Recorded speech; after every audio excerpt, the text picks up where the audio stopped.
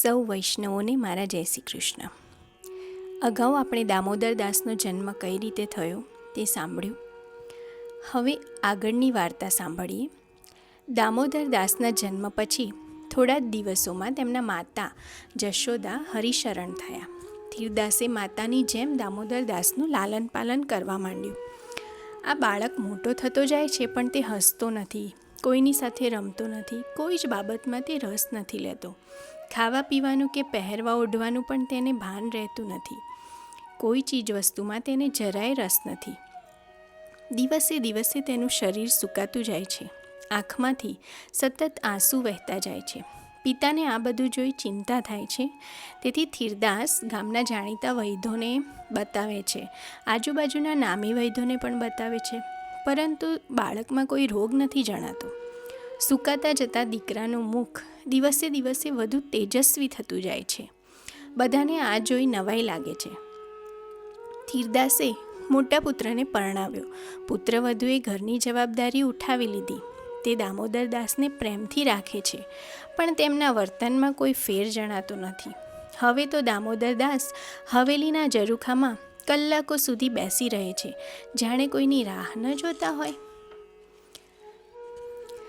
એકવાર દક્ષિણ ભારતના રામેશ્વર તરફથી સાધુ સંતોનો ખૂબ મોટો સમૂહ યાત્રા કરતો કરતો શ્રી રંગપટ્ટનમ આવ્યો. ધીરદાસે વિચાર કર્યો, આખી જિંદગી સંસારની માયામાં રચ્યો-પચ્યો રહ્યો છું. સંસારની ઘાણીમાં બળદની જેમ જોતરાયેલો રહ્યો છું. હવે દીકરાએ ધંધાની અને વહુએ ઘરની જવાબદારી સંભાળી લીધી છે. દામોદર દાસ પણ 5 વર્ષનો થવા આવ્યો છે. વહુ એને સારી રીતે સાચવે છે, તો હું આ સાધુ સંતોની સાથે તીર્થયાત્રા કરી આવું. આમ વિચારી ધીરદાસે મોટા પુત્ર અને પુત્રવધૂને બોલાવી ઘરની બધી જવાબદારી સોંપી અને સંઘની સાથે યાત્રાએ જવા નીકળ્યા. હજી તો યાત્રાનો પહેલો દિવસ હતો. રાત પડતા એક જગ્યાએ સંઘે મુકામ કર્યો. ધીરદાસ રાત્રે સૂઈ ગયા હતા. સ્વપ્નમાં તેમને ભગવાનના દર્શન થયા. ભગવાને આજ્ઞા કરી, ધીરદાસ, મેં તને એક અલૌકિક ભેટ આપી છે. મહારાજ, આપ કઈ ભેટની વાત કરો છો? ધીરદાસે ભગવાનને પૂછ્યું. ધીરદાસ, તારો ચોથો પુત્ર દામોદર દાસ એ મારી તને અલૌકિક ભેટ છે. મારા માટે જ તે જન્મ્યો છે. તું ઘરે પાછો જા. દામોદર દાસને સાથે લઈ સીધો ચંપારણ્ય જજે. મધ્યપ્રદેશમાં આવેલ ચંપારણ્યમાં હું પ્રગટ થઈશ. તું ત્યાં આવી જજે. એને લીધા વિના યાત્રામાં જઈશ તો તારી યાત્રા ફળશે નહીં. ધીરદાસ જાગી ગયા. સ્વપ્નની વાત યાદ કરી સવાર પડતા જ પાછા શ્રી રંગપટ્ટનમ આવ્યા. ઘરે પહોંચીને જોયું તો દામોદર દાસ રડતા હતા. ધીરદાસે આ જોઈ પુત્રવધૂને પૂછ્યું, શું થયું છે? દામોદર દાસ કેમ રડે છે? પુત્રવધુ કહે છે, અમે ગયા ત્યારથી દામોદર દાસ રડ્યા જ કરે છે. ઘણા ઉપાય કર્યા, પણ શાંત થતા નથી.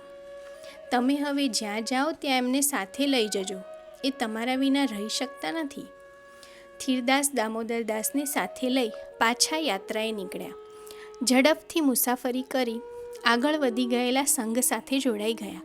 ભગવદ આજ્ઞા પ્રમાણે ચંપારણ્ય પહોંચ્યા. સંવત 1535ના ચૈત્રવદ 11નો દિવસ હતો. શ્રી વલ્લભનું પ્રાગટ્ય થયું હતું. તેનો અલૌકિક મહોત્સવ ઉજવાઈ રહ્યો હતો.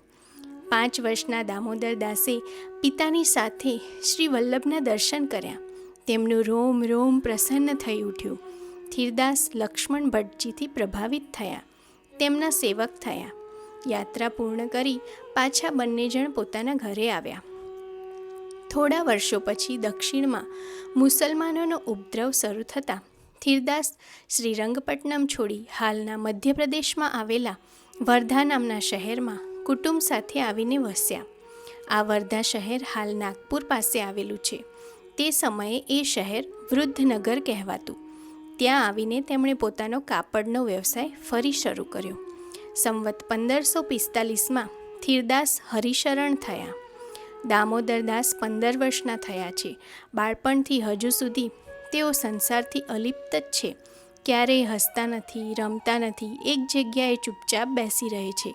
મોટાભાગે ઘરના ઝરૂખામાં જ બેઠા બેઠા જાણે કોઈની વાટ જોયા કરે છે. ઘરના સ્વજનો ભોજન આપે તો ચૂપચાપ ભોજન કરી લે, ન આપે તો પણ કોઈ પરવા નહીં. મીચેલી આંખે વિચારમગ્ન અવસ્થામાં પોતાના પ્રાણપ્રેષના પધારવાની રાહ જોયા કરે છે.